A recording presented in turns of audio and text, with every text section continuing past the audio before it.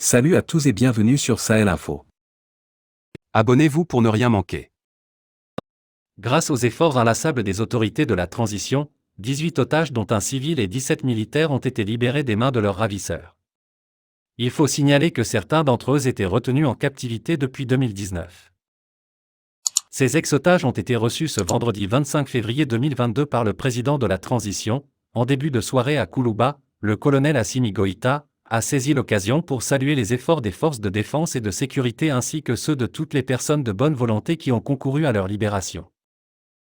Le communiqué ajoute que, sur instruction du chef de l'État, des efforts sont en cours pour libérer tous les otages sur le territoire malien.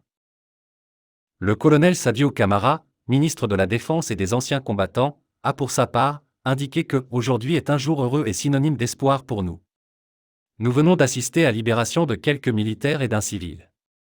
Ce sont les militaires qui se battent au quotidien au prix de leur vie, de leur santé et de leur liberté, pour sécuriser la population et préserver l'intégrité du territoire national. Camara précise que, il est normal en retour que l'État fasse tout pour soulager les militaires et tous les otages qui ont été capturés par des groupes armés terroristes, ajoutant que, ce sont des militaires qui étaient détenus par les groupes armés terroristes, après qu'ils ont été enlevés au centre et au nord du pays depuis 2019 pour certains. Depuis 2012, le Mali est confronté à une crise sécuritaire exacerbée par des revendications séparatistes et des attaques terroristes, notamment dans le nord, le centre et le sud du pays. En dépit du déploiement de forces régionales et internationales, la situation ne s'est toujours pas stabilisée.